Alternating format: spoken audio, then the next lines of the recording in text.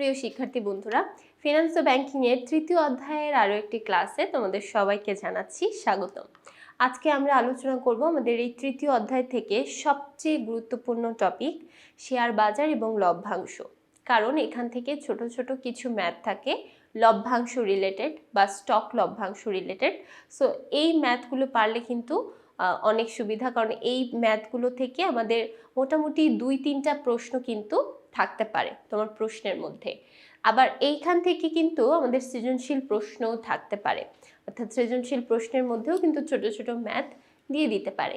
তাই এখান থেকে আমরা শিখে ফেলতে পারবো যে এই ছোট ছোট ম্যাথগুলো কিভাবে আমরা সলভ করতে পারি এবং এই রিলেটেড কি কি প্রশ্ন বা কেমন টাইপের প্রশ্ন থাকতে পারে। তো প্রথমে আমরা দেখি এখানে কি কি প্রশ্ন থাকতে পারে তার কিছু প্যাটার্ন। আচ্ছা, তো প্রথমেই আমরা একটা ম্যাথ রিলেটেড দেখতে পাচ্ছি। এখানে একটা উদ্দীপক দেওয়া আছে এবং এখানে যতগুলো ম্যাথ থাকে মোটামুটি সবগুলো ম্যাথের সাথেই ছোট ছোট উদ্দীপক দেওয়া থাকে এবং উদ্দীপক থেকে আমাদের ম্যাথগুলো কিন্তু করতে হয়। সো প্রথমে আমরা দেখতে পাচ্ছি জনাব আশরাফ কে এল লিমিটেড এর 100 টাকা মূল্যের 100 শেয়ারের মালিক। আচ্ছা, এখানে বলছে জনাব আশরাফ একটা কোম্পানির, এখানে যেই নাম হোক সেটা অত ম্যাটার না, 100 টাকা মূল্যের 100 শেয়ারের মালিক, এটাই হচ্ছে আমাদের ইম্পর্টেন্ট ইনফরমেশন। 100 টাকা মূল্যের 100 শেয়ারের মালিক, অর্থাৎ প্রত্যেকটা শেয়ারের দাম 100 টাকা করে এবং সে টোটাল 100টা শেয়ার কিনেছে। কোম্পানি প্রতি বছরে প্রতি শেয়ারে 10 টাকা হিসেবে লভ্যাংশ প্রদানের সিদ্ধান্ত নিল। প্রতি শেয়ারে 10 টাকা করে লভ্যাংশ দেওয়ার সিদ্ধান্ত নিল। তাহলে এখন 40 নাম্বার বলছে জনাব আশরাফ কত টাকা লভ্যাংশ পাবে। সে টোটাল কিনেছে 100টা শেয়ার এবং প্রত্যেকটা শেয়ারের দাম 10 টাকা করে। তাহলে দেখো দুইটা গুণ করলেই কিন্তু আমরা টোটাল কতটা লভ্যাংশ সেটা পেয়ে যাব। 100টা শেয়ার সে কিনেছে এবং প্রত্যেকটা শেয়ারের পিছনে লভ্যাংশ দেওয়া হবে 10 টাকা। তাহলে দেখো দুইটা গুণ করলে আমরা কত পেয়ে যাচ্ছি, 1000 টাকা। তাহলে এই 1000 টাকাই হচ্ছে আমাদের লভ্যাংশ। তাহলে এখানে আমাদের লভ্যাংশের পরিমাণ আমরা দেখতে পাচ্ছি 1000 টাকা, অর্থাৎ 100টা শেয়ার কিনলে সে 1000 টাকা লভ্যাংশ পাবে। এরপর চলে যাই 41 নাম্বার প্রশ্ন, জনাব আশরাফের প্রাপ্য লভ্যাংশকে কি বলা হয়। দেখো এটা কিন্তু সম্পূর্ণ নগদ টাকায় আমরা দেখতে পাচ্ছি, এখানে কোনো এক্সট্রা শেয়ারের কথা বলা হয়নি বা স্টক লভ্যাংশ রিলেটেড কোনো কিছু বলা হয়নি। সো এটা নগদ লভ্যাংশ, তাহলে এটার অ্যান্সার হবে ক, নগদ লভ্যাংশ। 42 নং প্রশ্ন, বাংলাদেশে কয়টি স্টক এক্সচেঞ্জ আছে। বাংলাদেশে 2টি স্টক এক্সচেঞ্জ আছে, একটা হচ্ছে DSE যেটাকে আমরা বলে থাকি ঢাকা স্টক এক্সচেঞ্জ, আরেকটা হচ্ছে CSE যেটাকে আমরা বলে থাকি চট্টগ্রাম স্টক এক্সচেঞ্জ। এই দুইটাই সাধারণত বাংলাদেশে স্টক এক্সচেঞ্জ আছে, একটার নাম ঢাকা একটার নাম চট্টগ্রাম, একটা ঢাকায় আর একটা হচ্ছে চট্টগ্রামে। ওকে, তারপরে 43 নং প্রশ্ন, স্টক লভ্যাংশের অপর নাম কি। স্টক লভ্যাংশের অপর নাম বোনাস শেয়ার, নট বোনাস লভ্যাংশ। বোনাস লভ্যাংশ বলতে কিন্তু কোনো কিছুই আমাদের বইয়ের মধ্যে নেই এবং এটা কোনো কিছু এক্সিস্টই করে না। স্টক লভ্যাংশ এটার আরেকটা নাম আমরা বলতে পারি বোনাস শেয়ার। 44 নং প্রশ্ন, জনাব শুভ ধরণী লিমিটেডের 100 টাকা মূল্যের 500টি শেয়ারের মালিক। কোম্পানি চলতি বছরে শেয়ার প্রতি 20 টাকা লভ্যাংশ ঘোষণা করে, যার অর্ধেক স্টক লভ্যাংশ হিসেবে প্রদান করে। জনাব শুভ এর প্রাপ্তির পর শেয়ার সংখ্যা কত। আচ্ছা, প্রথমে আমরা একটু দেখব এখানে ইনফরমেশনগুলো কি কি বলছে। এখানে বলছে 100 টাকা মূল্যের, অর্থাৎ 100 টাকা করে সে টোটাল 500টা শেয়ার ক্রয় করেছে। এখন কোম্পানি প্রতি পিস শেয়ারের জন্য, প্রতি শেয়ারের জন্য 20 টাকা করে লভ্যাংশ দিবে। আবার যতটুকু লভ্যাংশ টোটাল হয় তার মধ্যে অর্ধেক লভ্যাংশ দিবে স্টক আকারে, অর্থাৎ অর্ধেক লভ্যাংশের জন্য যতটুকু শেয়ার হয় সেই শেয়ারটা সে স্টক লভ্যাংশ হিসেবে মানে লভ্যাংশ হিসেবে দিয়ে দিবে। তাহলে এইগুলো হচ্ছে আমাদের ইনফরমেশন। এখন একটু আমরা দেখি ম্যাথটা সলভ করি। প্রথমে বলা হয়েছে 500টা শেয়ার ক্রয় করেছে, প্রত্যেকটার দাম 100 টাকা করে। হ্যাঁ, 500টা শেয়ার ক্রয় করেছে, প্রত্যেকটার দাম 100 টাকা করে, এবং লভ্যাংশ দেওয়া হবে 20 টাকা করে। তাহলে দেখো আমাদের টোটাল শেয়ার মূলধন কত সেটা আমাদের দরকার পড়ছে না, তবু আমরা বের করে রাখি। এখানে আমাদের দাঁড়াচ্ছে 50,000 টাকা। এটা হচ্ছে টোটাল শেয়ার মূলধন, অর্থাৎ সে টোটাল এই এতটুকু টাকা শেয়ার কিনেছে। এখন বলেছে পার পিস শেয়ারের জন্য 20 টাকা লভ্যাংশ। এখান থেকেই আমাদের ম্যাথটা শুরু।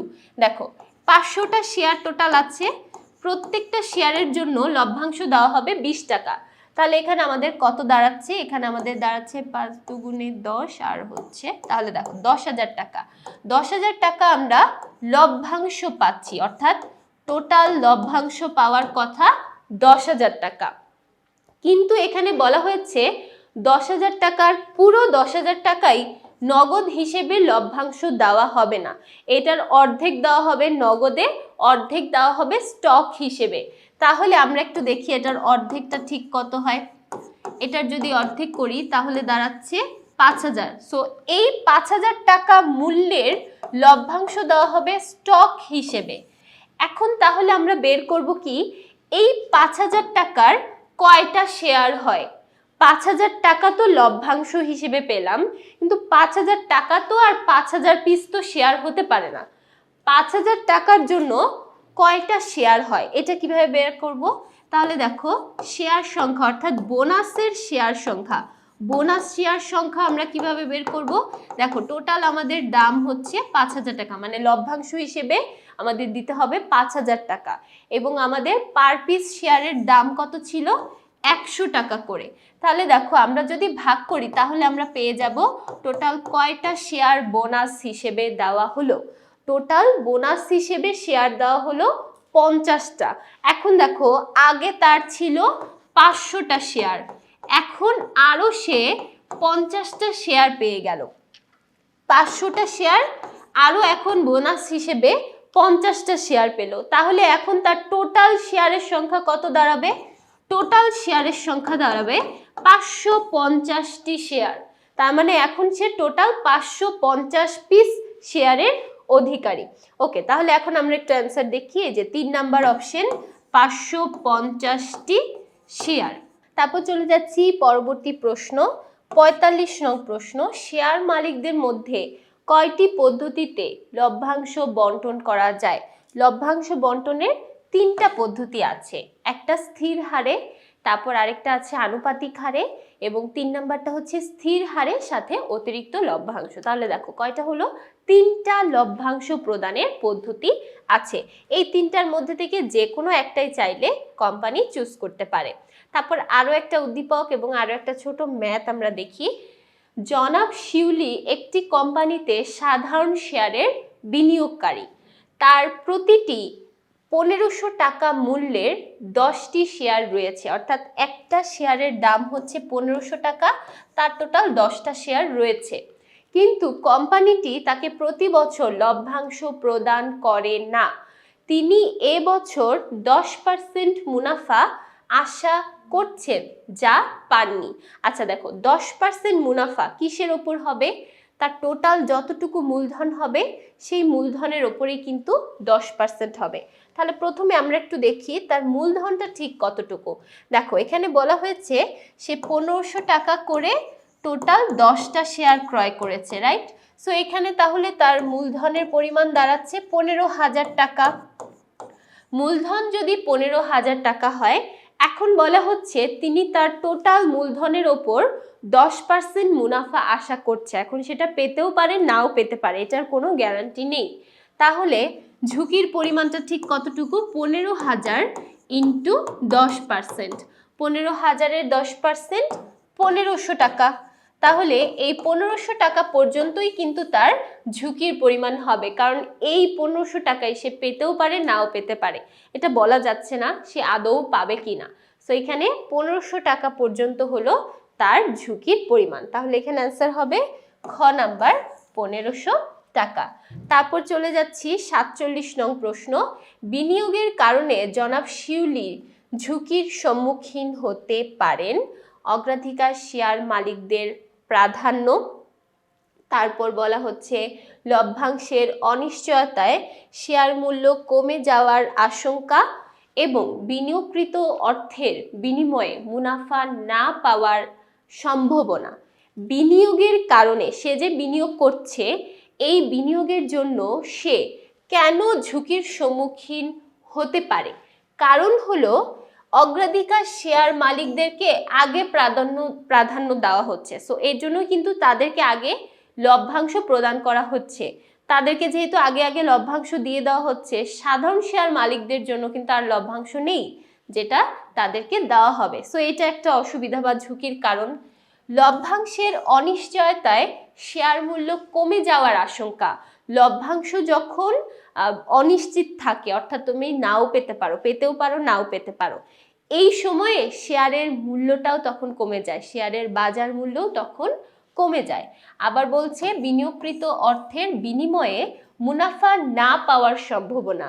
যখন তুমি বিনিয়োগ করছো, অর্থ বিনিয়োগ করছো, সেক্ষেত্রে মুনাফা নাও পেতে পারো, এরকম একটা সম্ভাবনা থাকে। সো এখানে অ্যান্সার কিন্তু প্রত্যেকটাই হবে। তারপর চলে যাই 48, কোনো বাজারে তালিকাভুক্ত কোম্পানির শেয়ার কত ধরনের? আমরা কিন্তু আমাদের বইয়ের মধ্যে টোটাল 5 ধরনের শেয়ার পড়েছি। সাধারণ শেয়ার, অগ্রাধিকার শেয়ার, তারপরে আছে বিলম্বিত share, right share, bonus share. এই হচ্ছে টোটাল 5 ধরনের শেয়ার যেটা আমরা বইয়ের মধ্যে পড়েছি। আচ্ছা, তাহলে এখানে তালিকাভুক্ত কোম্পানির শেয়ার 5 ধরনের হতে পারে। তারপর বলা হয়েছে ইপিএস বলতে কি বোঝায়? ইপিএস এর ফুল ফর্ম যদি আমরা একটু জেনে রাখি তাহলে আরো ভালো বুঝতে পারবো। ইপিএস বলতে আমরা বুঝে থাকি আর্নিং পার শেয়ার। আর্নিং পার শেয়ার তার মানে প্রতি পিস শেয়ারের জন্য তোমার কতটুকু পরিমাণ আর্ন করতে পারছো বা কতটুকু পরিমাণ আয় হচ্ছে, সেটাকেই আমরা বলে থাকি আর্নিং পার শেয়ার। তাহলে দেখো, ইংরেজি নামটা যদি আমরা মনে রাখি, বাংলাটা অত মনে রাখতে পারবো, শেয়ার প্রতি আয়। তাহলে দেখো, আর্নিং পার শেয়ার, এটা বলতে আমরা নর্মালি বুঝি কি, শেয়ার প্রতি আয়। প্রতি পিস শেয়ারের জন্য আমরা কতটুকু পরিমাণ আয় করতে পারছি, সেটা হচ্ছে আর্নিং পার শেয়ার বা ইপিএস। 50 নম্বর প্রশ্ন, শেয়ারের দাম বাড়লে সূচক বাড়ে। সূচক হচ্ছে শেয়ার বাজারের, শেয়ারের দাম নির্ধারণ করা বা শেয়ার বাজার নির্ধারণ করার একটা ক্রাইটেরিয়া আমরা বলতে পারি বা পদ্ধতি বলতে পারি। তো সেখানে যখন শেয়ারের দাম অত বেড়ে যায়, তখন সূচকগুলোর মানও বেড়ে যায়। এটার মাধ্যমেই আমরা বুঝতে পারি শেয়ার বাজারটা ঠিক এখন কি পর্যায়ে আছে। তাহলে শেয়ারের দাম বাড়লে আমাদের সূচকটাও কি হয়, বেড়ে যায়। তারপর দেখো, পরবর্তীতে আরো একটা উদ্দীপক দেখি। জনাব নূর যমুনা কোম্পানির আইপিও থেকে কিছু শেয়ার ক্রয় করেছেন। এখানে দেখো, এই যে আইপিওর কথা বলা হয়েছে, আইপিওর ফুল ফর্মটা যদি আমরা মনে রাখি, দেখো আইপিও, এটা আমাদের বইয়ের মধ্যে খুব সুন্দর করে দেওয়া আছে। আইপিও মানে হচ্ছে ইনিশিয়াল পাবলিক অফারিং।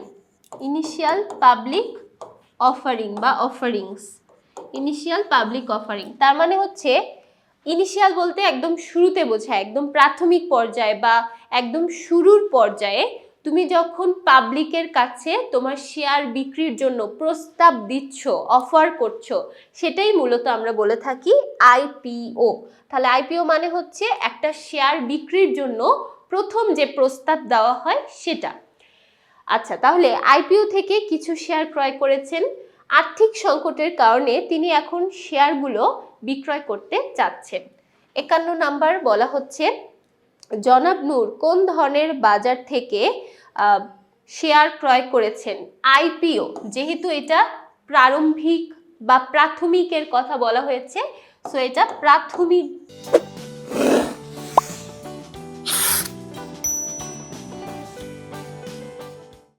বাজারের অন্তর্ভুক্ত।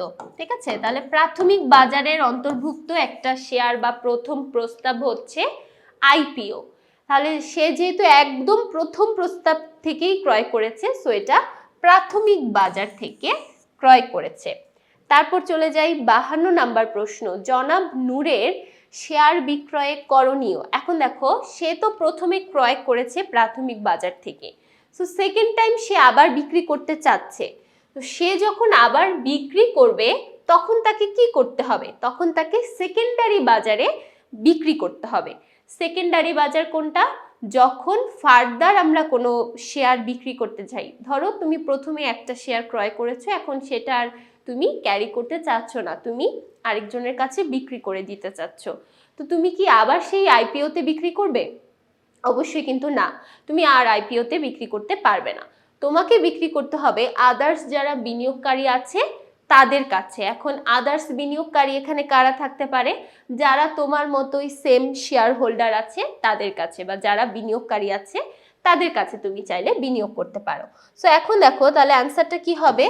বিনিয়োগকারীদের নিজেদের মধ্যে বিক্রয়ের সুযোগ সৃষ্টি।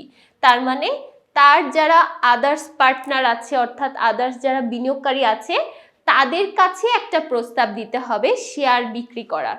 তো তারা যদি চায় ক্রয় করতে, তাহলে তুমি চাইলে সেটা বিক্রি করতে পারো, অর্থাৎ সেকেন্ডারি বাজারে তোমাকে বিক্রি করতে হবে। এরপর চলে যাই পরবর্তী প্রশ্ন। পরবর্তী প্রশ্নতে আরো একটা উদ্দীপক, এবং এই টপিকটা থেকে ম্যাক্সিমাম উদ্দীপক রিলেটেড এবং আমাদের অঙ্ক রিলেটেড প্রশ্নগুলোই বেশিরভাগ থাকে। আচ্ছা, তো এখানে দেখতে পাচ্ছি মূলধন বাজারে অস্থিতিশীল পরিস্থিতি সৃষ্টি হওয়ায় জনাব রোকন তার সাধারণ শেয়ার বিক্রি করে বন্ড ক্রয় করেন। এতে তিনি কিছু সুবিধা হারালেও নিয়মিত আয় নিশ্চিত করেছেন। তাহলে দেখো 53 নম্বর প্রশ্নতে বলছে জনাব রোকনের নতুন বিনিয়োগটির ঝুঁকি কম কেন? সে নতুন বিনিয়োগ করেছে কোথায়? বন্ডে। এখন বন্ডের ঝুঁকিটা কেন কম সেটা বলছে। এটি বিনিয়োগকারীদের মালিকানা দেয়? অবশ্যই না, বিনিয়োগকারীদের মালিকানা দেয় না। নিয়মিত লভ্যাংশ দেয়, নিয়মিত আমাদেরকে একটা আয়ের অংশ বা সুদ দেয়। এইখানে বন্ডের জন্য কিন্তু লভ্যাংশ দেওয়া হয় না। তারপর দেখো এটি বিনিয়োগকারীদের জামানতযুক্ত প্রদত্ত ঋণ। এটা কিন্তু অবশ্যই জামানতযুক্তই ঋণ। বন্ড সবসময় জামানতযুক্ত, এবং বন্ড মানে হচ্ছে ঋণ বা ঋণপত্রকে বোঝানো হয়। সো এটা অবশ্যই এই কারণেই এটা ঝুঁকি কম থাকে, যেহেতু জামানত থাকে তাই এটা সবচেয়ে নিরাপদ হয় এবং ঝুঁকির পরিমাণটা কম থাকে। তারপর বলছে উক্ত উৎসে বিনিয়োগ করায় জনাব রোকন তার মালিকানা হারিয়েছেন, তার ভোটাধিকার হারিয়েছেন এবং তার পাওনা আদায়ে ঝুঁকি বৃদ্ধি করেছেন। হ্যাঁ, প্রত্যেকটাই সে কিন্তু এখানে করেছে। তার মালিকানা ছিল, সে যখন সাধারণ শেয়ারের মালিক ছিল তখন তার মালিকানা ছিল, কিন্তু এখন সে মালিকানা নেই, কারণ সেই মালিকানা হওয়ার যে বিষয়টা, অর্থাৎ এই যে ভোটাধিকার দেওয়ার যে বিষয়টা, সেটাও সে হারিয়ে ফেলেছে। সো এটা একটা বিষয়। এবং আরেকটা বিষয় হচ্ছে পাওনা আদায়ে ঝুঁকি বৃদ্ধি করেছেন, অর্থাৎ সুদ পরিশোধ নির্দিষ্ট সময় মতো পরিশোধ করার যে ব্যাপারটা, এই ব্যাপারটাতেই সে তার ঝুঁকির পরিমাণ বাড়িয়ে দিয়েছে। তাহলে এখানে বিনিয়োগ করার জন্য জনাব রোকন এই তিনটাই, অর্থাৎ সবগুলোই এখানে অ্যান্সার হবে। তারপর 55 নং প্রশ্ন, কোম্পানির লভ্যাংশ কিসের ওপর নির্ভরশীল? একটা কোম্পানিতে লভ্যাংশ দেওয়া হবে কি হবে না, এটা কিসের ওপর নির্ভরশীল? অর্জিত মুনাফার ওপর নির্ভরশীল। মুনাফা যদি বেশি হয় তোমাকে লভ্যাংশ বেশি দেওয়া হবে, মুনাফা যদি কম হয় তাহলে কিন্তু তুমি সেই পরিমাণ লভ্যাংশ পাবে না। সো এখানে তোমার লভ্যাংশ প্রদানটা সাধারণত অর্জিত মুনাফার ওপর নির্ভরশীল। তারপর 56 নং প্রশ্ন, লভ্যাংশ কত প্রকার? লভ্যাংশ মূলত দুই প্রকার, একটা হচ্ছে নগদ লভ্যাংশ আর একটা হচ্ছে স্টক লভ্যাংশ। কিন্তু লভ্যাংশ প্রদানের পদ্ধতি তিন প্রকার, এটা একটু আমরা মনে রাখবো, অনেক সময় আমরা কনফিউজড হয়ে যাই। লভ্যাংশ দুই প্রকার, একটা হচ্ছে নগদ লভ্যাংশ আর একটা হচ্ছে স্টক লভ্যাংশ। আর যদি আমরা লভ্যাংশ প্রদানের পদ্ধতি বলি সেটা তিন প্রকার হবে। একটা হচ্ছে স্থায়ী হারে বা স্থির হারে, আরেকটা হচ্ছে আনুপাতিক হারে, এবং 3 নাম্বারটা হচ্ছে স্থির হার সাথে অতিরিক্ত লভ্যাংশ। এরপর চলে যাই, আমাদের এখানে একটা ম্যাথ আছে ছোটখাটো। আচ্ছা, এখানে বলছে বিথি লিমিটেডের প্রতিটি 180 টাকা মূল্যের 5 লক্ষ শেয়ার রয়েছে। মানে একটা কোম্পানিতে টোটাল 5 লক্ষ শেয়ার আছে, প্রত্যেকটার দাম 180 টাকা করে। মিসেস মিথিলা বিথি লিমিটেডের 1000টি শেয়ারের মালিক, অর্থাৎ মিসেস মিথিলার কাছে টোটাল 1000টা শেয়ার আছে। কোম্পানিটি এবছর শেয়ার হোল্ডারদের লভ্যাংশ হিসেবে নগদ অর্থের পরিবর্তে, দেখো এখানে অনুপাতটা একটু খেয়াল করো, 4:1 অনুপাতে অতিরিক্ত শেয়ার প্রদানের ঘোষণা দেয়। 57 নং প্রশ্নে বলছে কোম্পানির ঘোষণাকৃত নতুন শেয়ার কোন ধরনের? এই যে নতুন শেয়ার দিবে, নগদের পরিবর্তে অতিরিক্ত শেয়ার দিবে, এটা অবশ্যই স্টক লভ্যাংশ অথবা বোনাস শেয়ার, তাহলে এটাকে আমরা বলতে পারি বোনাস শেয়ার। এবার দেখো এখানে বলছে উক্ত শেয়ার প্রদানের ফলে মিথিলার শেয়ারের সংখ্যা 1250। আচ্ছা, আদৌ কি 1250? এটা আমরা কিভাবে বুঝবো? এখানে আমাদের শেয়ারের সংখ্যা বলছে টোটাল 1000টি এবং এখানে আমাদের অনুপাত বলে দেওয়া হয়েছে, অর্থাৎ কি অনুপাতে আমাদের শেয়ারটা দেওয়া হবে। এই অনুপাতটা হচ্ছে শেয়ারের ওপরে, যতগুলো শেয়ার তোমার আছে সেটার ওপরে এই অনুপাতটা। এই অনুপাতটা আমরা মনে রাখবো, সেকেন্ডে যেটা থাকবে সেটা উপরে এবং প্রথমে যেটা থাকবে সেটা হচ্ছে নিচে, অর্থাৎ এটার দ্বারা এটাকে ভাগ। ঠিক আছে, এভাবে আসলে আমাদের বিষয়টা করতে হবে। তাহলে একটু দেখি আমাদের অ্যান্সারটা কত হয়। আমাদের টোটাল শেয়ার আছে 1000টি এবং 1000টির 1/4 দেওয়া হবে আমাদের স্টক লভ্যাংশ হিসেবে। 1/4 দেওয়া হবে স্টক লভ্যাংশ হিসেবে। যখনই আমাদের এভাবে কোনো একটা অনুপাত থাকবে, আমরা এই অনুপাতটা একটু খেয়াল করব। এই অনুপাতটা এখানে যেটা থাকবে সেটা উপরে এবং এখানে যেটা থাকবে সেটা নিচে, অর্থাৎ ভগ্নাংশের কথা বলছি। ভগ্নাংশতে ঠিক এইভাবে বা এই অনুপাতে আমাদের বিষয়টা থাকবে। ওকে, তাহলে এখন আমরা দেখি, দেখো 4 দিয়ে যদি এটাকে ভাগ করি, 4 তাহলে 250 হয়, অথবা তোমরা ক্যালকুলেটরে ভাগ করে দেখতে পারো 250টি। ঠিক আছে, তাহলে দেখো 250টি আমাদের বোনাস শেয়ার হিসেবে দেওয়া হবে, বোনাস শেয়ার হিসেবে দেওয়া হবে। তাহলে এখানে মিসেস মিথিলার টোটাল কতগুলো শেয়ার হবে? প্রথমে হচ্ছে 1000 প্লাস 250টি শেয়ার, তাহলে দেখো টোটাল শেয়ার দাঁড়াচ্ছে 1250টি। দেখো টোটাল 1000 তার ছিল, আর বোনাস পাওয়ার পরে তার হচ্ছে আরো 250টা এক্সট্রা হচ্ছে, তাহলে দুইটা মিলে দাঁড়ালো 1250টি শেয়ার। ওকে, তাহলে আমরা বুঝতে পারলাম কিভাবে ম্যাথটা সলভ করতে পারি। এবার দেখো 58 নাম্বার প্রশ্ন কি বলছে, উক্ত শেয়ার প্রদানের ফলে মিথিলা শেয়ারের সংখ্যা হবে 1250টি। হ্যাঁ, অফকোর্স মিথিলা শেয়ার হবে 1250টা। কোম্পানির শেয়ার সংখ্যা বৃদ্ধি পাবে, হ্যাঁ কোম্পানির শেয়ার সংখ্যা বা মিথিলা শেয়ার সংখ্যাও বৃদ্ধি পাবে। কোম্পানির শেয়ার হোল্ডার বৃদ্ধি পাবে। কোম্পানির কি এখানে শেয়ার হোল্ডার বৃদ্ধি পেল? বৃদ্ধি কিন্তু পেল না, যে শেয়ার হোল্ডার ছিল সেটাই থাকলো, শুধুমাত্র শেয়ারের পরিমাণটা এখানে বাড়লো বা স্টকের পরিমাণ এখানে বাড়লো। সো এখানে অ্যান্সার হবে ক। তারপর চলে যাই পরবর্তী প্রশ্নে। এরপর দেখতে পাচ্ছি জনাব সিহাম সৃজনী লিমিটেড কোম্পানির প্রতিটি 10 টাকা মূল্যের 500টি শেয়ার ক্রয় করেন। কোম্পানি প্রত্যেক বছর 15% হারে লভ্যাংশ দিয়ে থাকে। এবছর উক্ত 5% নগদে এবং বাকি 10% দেওয়া হবে স্টক লভ্যাংশ হিসেবে। তাহলে এখানে দেখো বলছি কি, জনাব সিহামের এখন বর্তমান শেয়ারের সংখ্যা কত? আচ্ছা, আগে ছিল 500টি শেয়ার, এখন বলেছে এই 500টি শেয়ারের মধ্যে 10% দেওয়া হবে স্টক লভ্যাংশ। তাহলে আগে আমরা দেখি স্টক লভ্যাংশ দেওয়া হবে কয়টা শেয়ার। আচ্ছা, আগে ছিল হচ্ছে তার 500টা শেয়ার, এটার 10% দেওয়া হবে স্টক লভ্যাংশ। তাহলে 500টার 10% কত হবে? আচ্ছা 50। তাহলে দেখো 500টি শেয়ার, এটার যদি আমরা 10% করি তাহলে 50টি শেয়ার হচ্ছে বোনাস হিসেবে। তাহলে দেখো তার ছিল 500টি শেয়ার প্লাস এখন বোনাস হিসেবে পাচ্ছি 50টি শেয়ার, তাহলে টোটাল দাঁড়াচ্ছে 550টি শেয়ার। তাহলে তার এখন টোটাল শেয়ারের সংখ্যা দাঁড়াবে কত? শেয়ারের সংখ্যা দাঁড়াবে 550টি। এবার দেখো এখানে কি বলা হচ্ছে যে জনাব সিহামের শেয়ারের সংখ্যা বৃদ্ধি পেয়েছে কোম্পানি স্থিতিশীল লভ্যাংশ নীতি অনুসরণ করেছে এবং তারপর বলছে জনাব সিহামের নগদ লভ্যাংশের পরিমাণ 250 টাকা।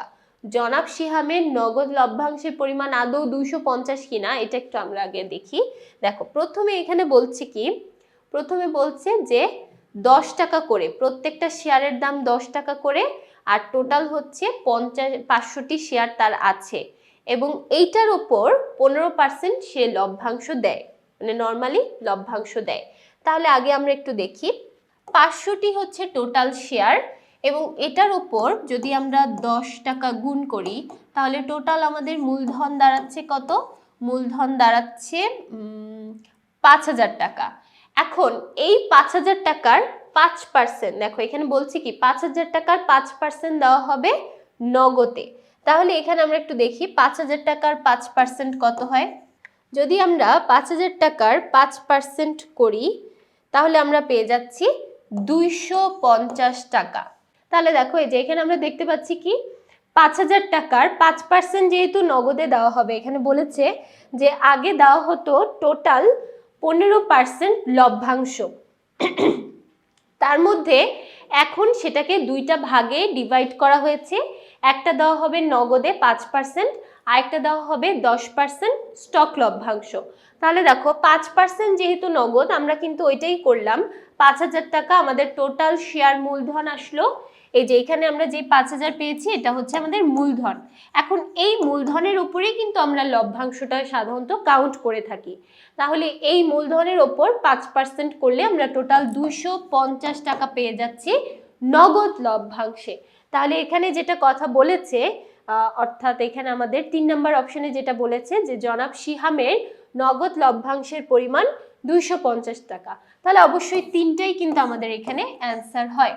জনাব সিহামের শেয়ারের সংখ্যা বৃদ্ধি পেয়েছে অফকোর্স, তারপর কোম্পানির স্থিতিশীল লভ্যাংশ নীতি অনুসরণ করে এবং জনাব সিহামের নগদ লভ্যাংশের পরিমাণ 250 টাকা, সবগুলোই তাহলে এখানে অ্যান্সার হবে। তারপর চলে যাই পরবর্তী ম্যাথটাতে, এবং এই ম্যাথটা কিন্তু খুবই গুরুত্বপূর্ণ একটা ম্যাথ।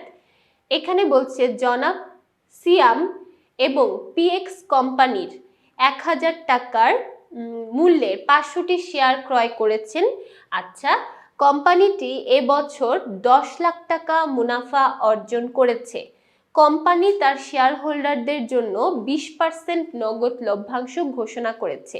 আচ্ছা, এই যে এখানে 20% নগদ লভ্যাংশ দেখতে পাচ্ছ, এটা কিন্তু কোম্পানি কতটুকু মুনাফা অর্জন করেছে সেটার উপর নয়, এটা হবে তাদের শেয়ার মূলধন ঠিক কতটুকু সেটার উপর, অর্থাৎ পার পার্সনের বা পার শেয়ার হোল্ডারের শেয়ার মূলধন ঠিক যতটুকু সেটার উপর 20% করে আমরা যেটা পাবো সেটাই হচ্ছে লভ্যাংশ। তাহলে দেখো এখানে আমাদের লভ্যাংশের পরিমাণ যদি আমরা বের করতে চাই, এবং 61 নাম্বার প্রশ্নে কিন্তু আমাদের লভ্যাংশের পরিমাণটাই বের করতে বলছে, কোম্পানি থেকে কত টাকা সে লভ্যাংশ পাবে। তো এটা আমরা কিভাবে বের করব, এখানে দেখো বলছে যে 1000 টাকা মূল্যের 500টা শেয়ার সে ক্রয় করেছে এবং সেটার উপর 20% হবে তার লভ্যাংশ। ওকে, তাহলে আমরা একটু দেখি, তার যেহেতু সে 1000 টাকা মূল্যের 500টা শেয়ার ক্রয় করেছে, 1000 টাকা মূল্যের 500টা শেয়ার, 1000 টাকা মূল্যের 500টা শেয়ার যদি ক্রয় করে তাহলে তার টোটাল পরিমাণ দাঁড়াবে 5 লাখ টাকা। টোটাল মূলধনের পরিমাণটা দাঁড়াচ্ছে 5 লাখ টাকা। এখন দেখো এই 5 লাখ টাকার 20%ই কিন্তু সে নগদ লভ্যাংশ পাবে। 5 লাখ টাকার 20%, কারণ এই লভ্যাংশগুলো সাধারণত একজন শেয়ার মালিকের মূলধনটা ঠিক যতটুকু সেটার উপরে বেস করেই দেওয়া হয়। তোমার কোম্পানির মুনাফা যাই হোক না কেন সেটার উপর বেস করেই দেওয়া হবে। তাহলে দেখো 5 লাখ টাকার 20%, তাহলে কত দাঁড়াচ্ছে 1 লাখ টাকা। 5 লাখ টাকার 20% 1 লক্ষ টাকা। তাহলে এটাই কিন্তু আমাদের নগদ লভ্যাংশ পাওয়ার কথা, রাইট? তাহলে নগদ লভ্যাংশ পাবে 1 লক্ষ টাকা। তারপর দেখো পরের প্রশ্নটা মোস্ট ইম্পর্টেন্ট। এখানে বলছে যদি কোম্পানি 1:4 হারে স্টক লভ্যাংশ ঘোষণা করে তাহলে সিয়ামের বর্তমান শেয়ার সংখ্যা কত হবে? আচ্ছা, এখানে বলছে যে এই অনুপাতটা দেওয়া আছে, এই অনুপাতে যদি স্টক লভ্যাংশ ঘোষণা করে, অনুপাতটা মোস্ট ইম্পর্টেন্ট, আমি আগেই বলেছি অনুপাতটা আমরা খেয়াল রাখবো। সেকেন্ডে যেটা থাকবে সেটা হবে উপরে, আর প্রথমে যেটা থাকবে সেটা হবে নিচে। তার মানে এই অনুপাতে অর্থাৎ এই ভগ্নাংশ আকারে আমাদের ক্যালকুলেশনটা করতে হবে। এবং এটা কিসের উপর করব? আমরা যে শেয়ারের সংখ্যা দেখেছি সেটার উপর করব। তাহলে আমরা একটু দেখি যে ক্যালকুলেশনটা কিভাবে হবে। এখানে দেখো আমাদের বলা হয়েছে যে সে টোটাল 500টা শেয়ার ক্রয় করেছে এবং আমাদের অনুপাতটা বলা হয়েছে 1:4। তাহলে আমি কি বলেছিলাম, যখন এই অনুপাতে দেওয়া থাকবে সেকেন্ডে যেটা থাকবে সেটা হবে উপরে এবং প্রথমে যেটা থাকবে সেটা হবে নিচের দিকে। তাহলে দেখো এই ক্যালকুলেশনটা যদি আমরা করি তাহলে 500 × 4, তাহলে টোটাল দাঁড়াচ্ছে কত? 2000। এই 2000টি শেয়ার দেওয়া হবে বোনাস হিসেবে, ঠিক আছে? 2000টি শেয়ার দেওয়া হবে বোনাস হিসেবে। তাহলে দেখো তার অলরেডি ছিল 500টি শেয়ার এবং বোনাস হিসেবে সে পাচ্ছে 2000টি শেয়ার। তাহলে দুইটা যদি আমরা যোগ করে দেই, টোটাল তার শেয়ারের সংখ্যা দাঁড়াচ্ছে কত? 2500টি শেয়ার। তাহলে দেখো টোটাল তার শেয়ারের সংখ্যা দাঁড়াবে 2500টি। এই যে এখানে যে অনুপাতটা দেওয়া থাকবে মোস্ট ইম্পর্টেন্ট, এটা যদি আমরা একটু এদিক সেদিক করে ফেলি বা ক্যালকুলেশনে ভুল হয় তাহলে কিন্তু আমরা এখানে আর পারবো না অ্যান্সারটা বের করতে। সো এখানে মনে রাখবো আমাদের এই অনুপাত যদি দেওয়া থাকে সেকেন্ডে যেটা থাকবে সেটা হবে উপরে এবং নিচে যেটা থাকবে সেটা হবে নিচে, অর্থাৎ 1/4 ভাগ, ঠিক আছে? 1-এর মধ্যে 4 ভাগ। একটু আগে আমরা যেটা সলভ করেছিলাম সেটা ছিল এরকমটা, অর্থাৎ এখানে কি হবে 1/4 অর্থাৎ 4 ভাগের 1 ভাগ। সো এই অনুপাতটা যদি আমরা মনে রাখতে পারি তাহলে আমরা এই পুরো ক্যালকুলেশনটা করতে পারবো।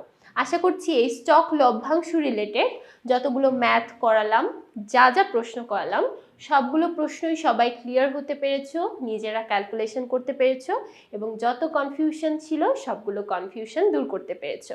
তো পরবর্তী পর্বগুলো দেখার জন্য সবাইকে আমন্ত্রণ জানাচ্ছি। সবাই ভালো থাকবে, সুস্থ থাকবে। সবাইকে ধন্যবাদ।